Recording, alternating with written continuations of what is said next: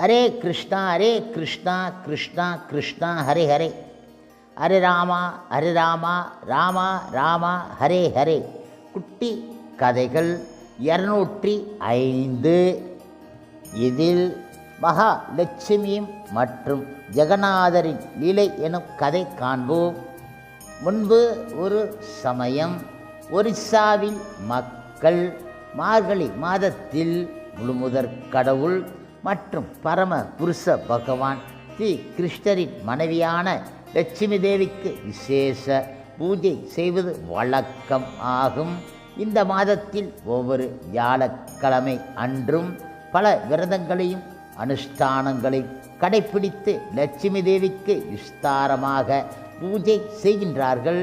இந்த குறிப்பிட்ட நாளில் லட்சுமி மாதா ஜெகநாதரிடம் விடைபெற்றுவிட்டு தனது பக்தர்களை காண புறப்பட்டால், சாதாரணமாக அவள் தனக்கு பக்தி செலுத்துபவர்கள் யாராக இருந்தாலும் அவர்கள் வீட்டிற்கு செல்கின்றாள். இவர்கள் நியம நிஷ்டைப்படி தங்கள் பூஜை செய்பவர்கள் ஆவார்கள். இப்படியாக இருக்கும் சமயம் ஒரு நாள் லட்சுமி தேவி ஒரு பிராமண மூதாட்டி வேஷத்தில் புனிதமான வியாழக்கிழமை அன்று பற்பல வீடுகளுக்கு போனால், ஒரு வியாபாரி வீட்டில் பெண்கள் இன்னும் உறக்கத்தில் இருப்பதை பார்த்தால், ஆகையால் வீடு சுத்தம் செய்யப்படாமல் இருந்தன. அந்த வீட்டின் வயதான பெண்மணியை லட்சுமி தேவி சந்தித்து இந்த குறிப்பிட்ட நாளில் எப்படி சில அஷ்டானங்கள் உடன் லட்சுமியை வழிபட வேண்டும் என்பதை விளக்கினாள். ஆனால் அந்த மூதாட்டியோ லட்சுமி தேவியின் நியமங்களை அலட்சியம் செய்துவிட்டால். பதிலுக்கு லட்சுமி தேவி அந்த வீட்டில் இருந்த தனது ஐஸ்வர்ய கடாட்சத்தை அகற்றிவிட்டால். குடும்பம் ஏழ்மை ஆயிற்று. வீடு வீடாக சென்று பிச்சை எடுத்து பிழைக்கும் நிலைக்கு போய்விட்டார்கள். பிறகு லட்சுமி தேவி சண்டாளர்கள் வசிக்கும் ஒரு கிராமத்திற்கு சென்றால். ஸ்ரீ யா சண்டாலுனி என்பவள் வீட்டிற்கு சென்றாள். அன்று லட்சுமி பூஜைக்காக ஸ்ரீ யா சண்டாலுனி விரதம் ஏற்றியிருந்தால். அதிகாலையில் எழுந்து வீட்டை சுத்தம் செய்து லட்சுமி தேவி பூஜைக்காக நன்கு அலங்கரித்து இருந்தால். இதை பார்த்த லட்சுமி தேவி மனம் மகிழ்ந்து ஸ்ரீ யா சண்டாலினிக்கு மேலும் ஐஸ்வர்யங்களை கொடுத்து அவள் ஆசைகள் அனைத்தையும் நிறைவேற்றினாள். லட்சுமி தேவி பிறகு கோவிலுக்கு திரும்பிவிட்டாள். இதற்கிடையில் பிரபு ஜெகநாதரும் பிரபு பலபத்திரரும் காலை உலாவிற்காக வெளியே போய் இருந்தார்கள். திரும்பி வருகையில் இருவரும் லட்சுமி தேவி ஒரு சண்டாலினி வீட்டில் இருந்து வெளியேறி வந்து கொண்டு இருப்பதை பார்த்து விட்டார்கள். இதை பார்த்த பலதேவர் குழம்பி போய் ஜெகநாதரிடம் காரம் சாரமாக பேசினார். ஓ, உனது மனைவி லட்சுமி தேவி ஒரு சண்டாளன் வீட்டிற்கு போனவள். சண்டாளர்களிடம் தீட்டு உண்டு. எந்த ஒரு சட்ட திட்டங்களை பின்பற்றாதவர்கள். ஒரு சண்டாளன் வீட்டிற்கு போனவள் எப்படி நம் கோவிலுக்குள் நுழைய முடியும்? நமது கோவிலுக்கு தீட்டு ஒட்டி கொள்ளுமே. நீ அவளை கைவிட வேண்டும் என்றார் அவர். இப்பொழுது ஜெகநாதர் பலராமரை சமாதானப்படுத்த முயன்றார். ஓ லட்சுமி தேவி, இந்த தடவை மன்னித்து விட வேண்டும். அவளை இனிமேல் இம்மாதிரி செய்யாதவாறு பார்த்து கொள்கிறேன் என்றார் அவர். ஆனால் பலராமரோ மிக மிக பிடிவாதமாக இருந்தார். லட்சுமி தேவியை கோவிலுக்குள் அனுமதிக்க கூடாது என்ற தனது முடிவில் உறுதியாக இருந்தார். நீ லட்சுமி தேவி கோவிலுக்குள் அனுமதித்தால் நீ என்னை கைவிட வேண்டியதுதான். நான் கோவிலை விட்டுவிட்டு வெளியேறுகின்றேன்.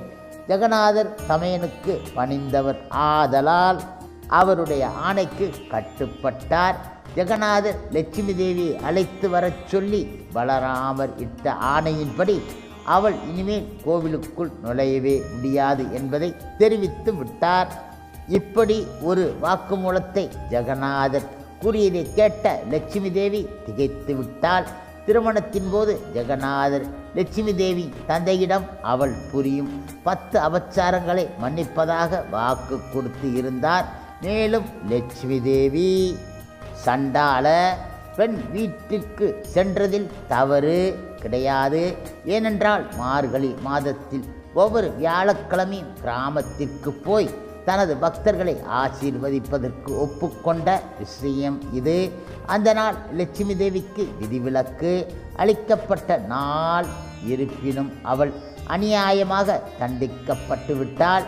லட்சுமி தேவிக்கு இந்த சம்பவம் ஆத்திரத்தை மூட்டிவிட்டது. அடுத்த 12 ஆண்டுகளுக்கு சாப்பிட போதிய உணவு கிடைக்காது என ஜெகநாதருக்கு சாபமிட்டால் தானே சமைத்த பரிமாறிய பிறகே அவரது பசி தீரும் என்றாள் அவள். ஜெகநாதரை சபித்த பிறகு லட்சுமி தேவி கோவிலை விட்டுவிட்டு தனது பரிவாரங்கள் உடன் வெளியேறிவிட்டாள். அவள் கோயிலை விட்டுவிட்டு வெளியேறியவுடன் கோவிலில் இருந்த ஐஸ்வர்ய போகமே போயிற்று. சாமான் அறை காலியாகி விட்டது. அடுத்த நாள் காலை ஜெகநாதரும் பலராமரும் காலை ஆகாரத்திற்காக காத்து இருந்தார்கள். ஆனால் எதுவும் வர கிடையாது. நேரம் ஆகிக்கொண்டே போயிற்று. ஆயினும் காலை ஆகாரம் அளிக்கப்படவில்லை. ஓ, நம்முடைய காலை ஆகாரத்திற்கு என்ன நேர்ந்து விட்டது? ஏன் இவ்வளவு தாமதம் ஆகின்றது என பலராமர் ஜெகநாதரிடம் கேட்டார். ஜெகநாதர் பதில் கூறினார். லட்சுமி தேவி தனது பரிவாரங்கள் உடன் ஒட்டுமொத்தமாக வெளியேறிவிட்டால் நாஸ்தா தயாரிக்கப்படவில்லை. ஏனென்றால் சமைப்பதற்கு ஆளும் கிடையாது. பிறகு பலராமரும் ஜெகநாதரும் மடைப்பள்ளிக்குள் நுழைந்து உணவு சமைக்க தயாராகிவிட்டார்கள். தங்கள் எஜமானியை கோவிலில் இருந்து வெளியேற்றிய கோபத்தால் லட்சுமி பணிப்பெண்கள் மடைப்பள்ளியில் இருந்த அடுப்புக்கள் எல்லாவற்றையும் உடைத்து போட்டியிருந்தார்கள். ஜெகநாதரும் பலராமரும் சமைப்பதற்கு வேண்டியவற்றை தேடி தேடி ஜாமான் அறைக்கு போனார்கள். ஆனால் ஜாமான் அறை காலியாக இருப்பதை கண்டார்கள். ஏனென்றால் லட்சுமி தேவி தனது ஐஸ்வர்ய போகத்தை எல்லாம் சுரண்டி எடுத்து போய்விட்டு இருந்தால். இந்த சமயத்தில் சகோதரர்கள் இருவருக்கும் பசி வயிற்றை கிள்ளியது. லட்சுமி தேவி இல்லாததாலும் பசி வாட்டியதாலும் இருவரும் வெளியே போய் யாசிப்பது என முடிவு செய்தார்கள். பகவான் எல்லா வைபவங்களையும் உடையவர், எல்லோரையும் பராமரிப்பவர் என்ற போதிலும் அவர் ஒரு சாதாரண யாசகன் போல யாசிக்க புறப்பட்டு விட்டார். இந்த குறிப்பிட்ட லீலையின் வாயிலாக தனது பக்தனின் மேன்மையை நிரூபிப்பதற்காக அவர் இவ்வாறு செய்தார் என்பதை நாம் தெரிந்து கொள்ள வேண்டும். பிராமண வேஷத்தில் ஜெகநாதர் பலராமர் பிரபுக்கள் வீடு வீடாக பிச்சை எடுப்பதற்காக நகரத்துக்கு போனார்கள். யாராலும் அவர்களை அடையாளம் காண முடியவில்லை. லட்சுமி பறிபோனதால் இருவருமே கலையிழந்து பொலிவிழந்து அமங்கலமாக காணப்பட்டார்கள். ஆதலால் யாரும் அவர்களுக்கு பிச்சையிட முன் வரவில்லை. யாரும் அவர்களை நன்கு வரவேற்கவோ தங்களை வாசலில் நுழையவோ அனுமதிக்கவில்லை. இதற்கு இடையில் லட்சுமி தேவியின் ஆணையின் பேரில் சூரிய தேவன் தகித்தார். இரு சகோதரர்களும் சிரமப்பட்டு சுடும் மணலில் நடந்தார்கள். இருவருக்கும் தாகம் எடுத்தது. சந்தோஷமாக ஒரு குளத்திற்கு தாகத்தை தணித்து கொள்ள வந்தார்கள். குளத்தருகே சகோதரர்கள் இருவரும் வந்ததும் தண்ணீர் வற்றி போய்விட்டது. கடைசியாக ஒரு மரத்திற்கு அருகே சென்றார்கள். அதன் தலைகளையாவது சாப்பிடலாமே என நப்பாசையில். ஆனால் அருகில் சென்றதும் மரம் பட்டு போய் இலைகளும் தலைகளும் சுருண்டு விட்டன. அவர்களுக்கு பயங்கர பசி.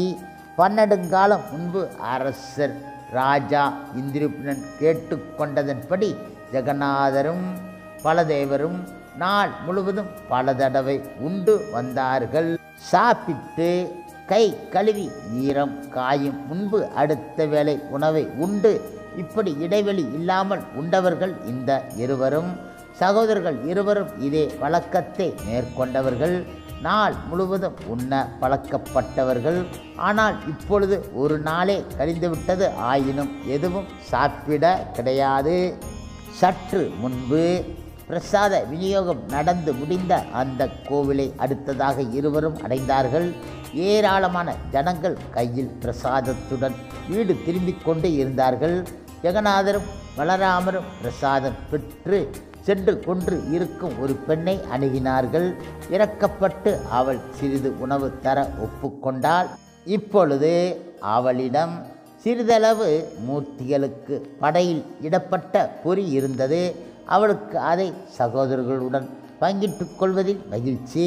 ஜெகநாதரும் பலராமருக்கும் பொரியை அவள் எடுத்து கொடுக்க போகும் சமயத்தில் லட்சுமி தேவியின் ஆணையின்படி ஒரு பலத்த காற்று வீசியது. பொறி அனைத்தும் சிதறி ஓடிவிட்டது. மறுபடியும் உண்பதற்கான வாய்ப்பை சகோதரர்கள் இழந்து விட்டார்கள். கடைசியாக அவர்கள் எங்கே போனால் உணவு கிடைக்கும் என சிலரை கேட்டார்கள். சிலர் அவர்களை சண்டாளர்கள் வாழும் ஒரு கிராமத்திற்கு போக வழிகாட்டி அங்கே தயாள குணம் உள்ள ஒருவர் இருப்பதாக கூறினார்கள். ஜெகநாதரும் பலராமரும் அந்த வீட்டிற்கு சென்று உணவு யாசகம் கேட்டார்கள். அந்த வீட்டுக்காரருக்கு அவர்களுக்கு உணவளிக்க மிக மிக சந்தோஷம்.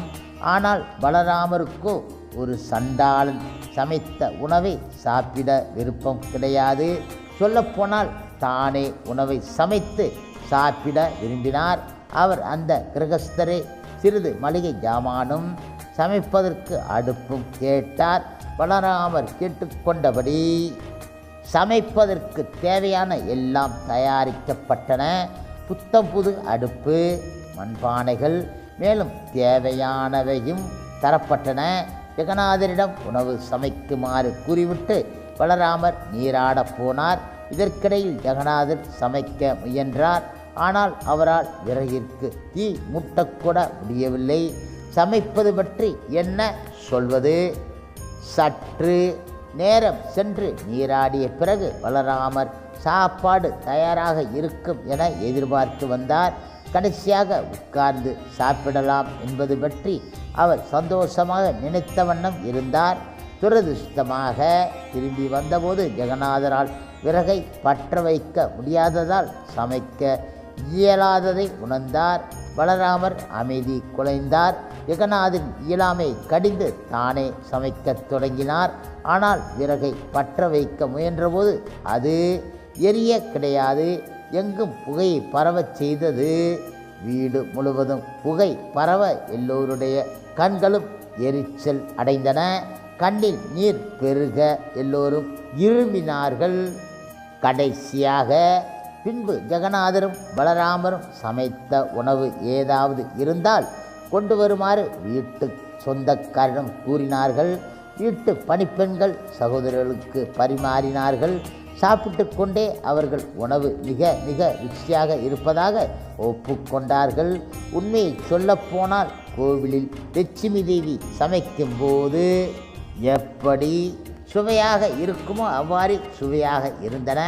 சாப்பாட்டின் இறுதியில் சுவையான இனிப்பு வழங்கப்பட்டது. வழக்கமாக ஜெகநாதர் கோவிலில் சாப்பிட்டு முடிவில் லட்சுமி தேவி சகோதரர்கள் இருவருக்கும் இனிப்பு வழங்குவது வழக்கம். பிரபுமார்கள் லட்சுமி தேவியை இன்சுவை உணவை சமைத்து இருந்தாள் என திடமாக நம்பினார்கள். எப்படி ஒருவருக்கு இந்த இருவருக்கும் சாப்பாட்டு முடிவில் இனிப்பு வேண்டும் என்பது தெரியும். ஜெகநாதன் மூத்த சகோதரரான பலராமரால் லட்சுமி தேவியை பார்க்கவோ பேசவோ துணிவு கிடையாது. ஏனென்றால் அவள் தன் இளைய சகோதரன் மனைவி ஆயிற்றே. ஒரிசாவில் இது தொன்று தொற்று இருந்து வரும் வழக்கம். பலராமர் ஜெகநாதரிடம் லட்சுமி தேவியிடம் போய் மன்னிப்பு கேட்கச் சொன்னார். அவள் கரத்தை பற்றி கோவிலுக்குள் அழைத்து வரச் சொன்னார். ஜெகநாதரிடம் லட்சுமி தேவியிடம் அவளுடைய பக்தர்களின் இல்லங்களுக்கு கோவிலிலிருந்து புறப்பட்டு செல்வதற்கு அனுமதி மறுக்கப்படாது என்றும் எங்கு வேண்டுமானாலும் விருப்பம் போல் போகலாம், ஆனால் கோவிலுக்கு திரும்ப வேண்டும் என சொல்ல சொன்னார்கள். இப்பொழுது ஜெகநாதர் நெருங்கி வந்துவிட்டதால் லட்சுமி தேவி திருப்தி அடைந்தாள். ஜெகநாதர் பிரசாதத்தை பெற்றுக்கொள்வதில் மேல் ஜாதி கீழ் ஜாதி பாகுபாடு பார்க்கக்கூடாதென உத்தரவாதத்தை ஜெகநாதரிடம் பெற்றுவிட்டால் இன்றும் கூட ஜாதி மத வித்தியாசம் பாராமல் ஜெகநாதர் கோவிலில் எல்லோருக்கும் பிரசாதம் விநியோகம் செய்யப்படுகின்றது. ஒரே தட்டில் இருந்து பிராமணர்களும் சண்டாளர்களும் சேர்ந்து பிரசாதம் சாப்பிடுகின்றார்கள். பகவான் ஜெகநாதர் எல்லா வைபவங்களையும் உடையவர் ஆவார். எல்லோரையுமே பராமரிப்பவரும் கூட ஆகும். என்ற போதிலும் மேலே கண்ட இந்த கருத்திற்காக இப்படிப்பட்ட லீலையினை செய்கின்றார். ஹரே கிருஷ்ணா ஹரே கிருஷ்ணா கிருஷ்ணா கிருஷ்ணா ஹரே ஹரே, ஹரே ராமா ராம ராமா ஹரே ஹரே. சில பிரபுபாதரின் சேவையில் இஸ்கான் பக்தர்கள்.